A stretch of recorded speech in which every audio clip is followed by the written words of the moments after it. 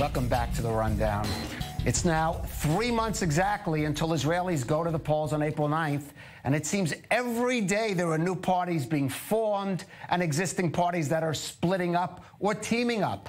Well, our diplomatic correspondent Ellie Hochenberg joins us now with all the latest on the makeups and the breakups on the campaign trail. Ellie, help us out here, because I've been covering Israeli politics for 30 years, and I'm having trouble keeping up with this campaign.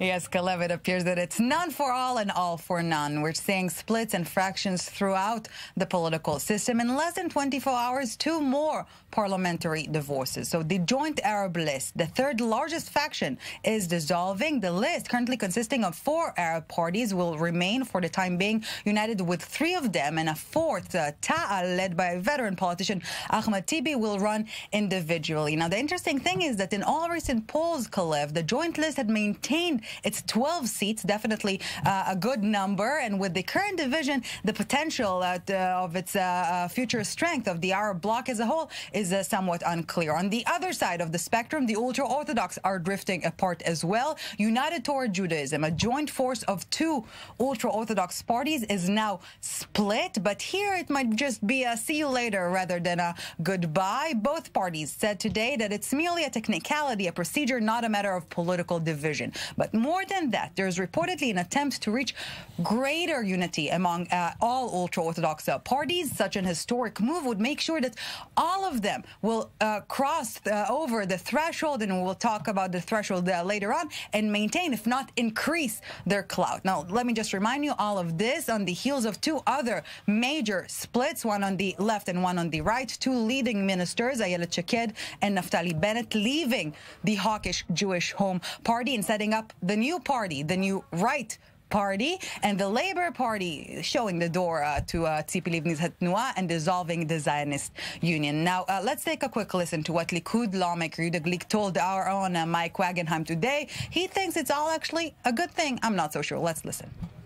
I think that this is a time which proves the stability of the State of Israel. It proves the stability of our democracy, and it shows that we're going through different fractures towards preparations for a new chance for the Israeli democracy to build itself up in different parties, and I think it's a blessed. Yeah, so not everyone is as optimistic as Mr. Glick, but one way or another, Kalev, it's just a temporary situation. Here's what centrist leader Yair Lapid said today on I-24 News. I think we're going to need some time in order to understand how the arena is going to work. What we do understand is that there will be a concentration of power. I mean, it's going to accumulation and a concentration of power. But by mid-February, Kalev, all of this chaos will end. The list of parties will be set, and then there will be no more farewells, only hellos, no splits. But let the mergers season begin a few weeks away from us, Kalev. Ellie, it makes Game of Thrones look simple, but you mentioned a threshold that parties have to reach, these smaller parties. Perhaps explain that and how it's going to determine the fate of some of these factions.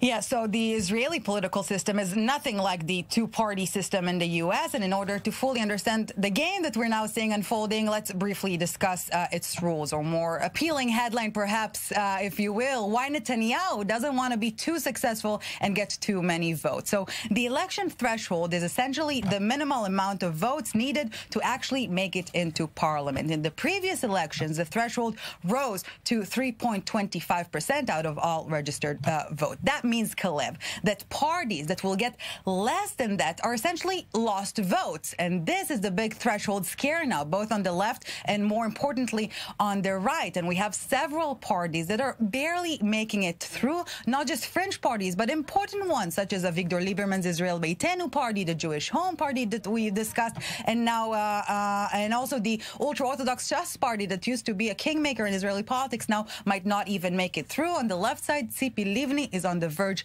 as well. And this is why all those splits we're saying will not last long, because what will have to happen eventually are mergers, A, for the sake of crossing the threshold, and B, to increase overall clout, especially on the center left, that without unions elections are of any sort will completely fail to challenge Netanyahu even a tiny bit.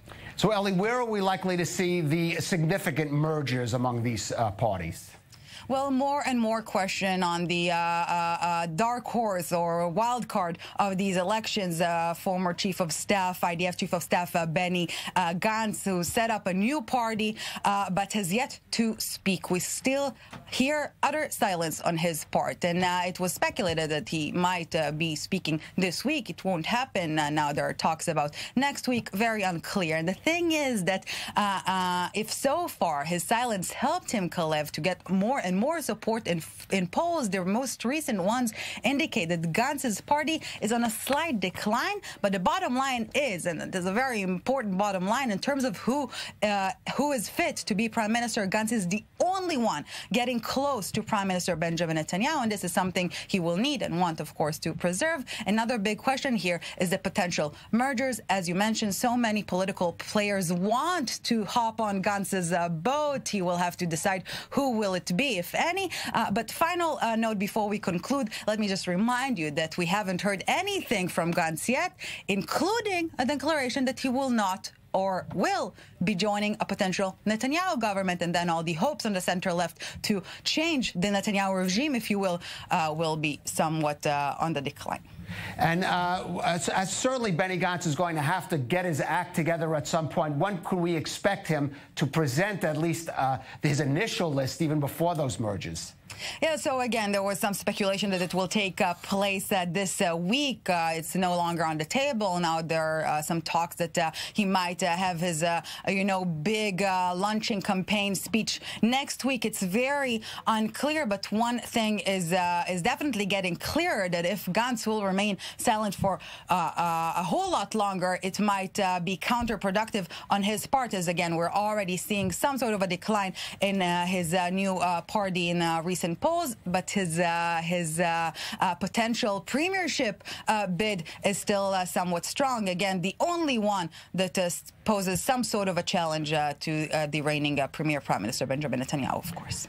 Ellie Hochenberg, it's a little clearer to me now. Thank you so much for that guide to the politically perplexed.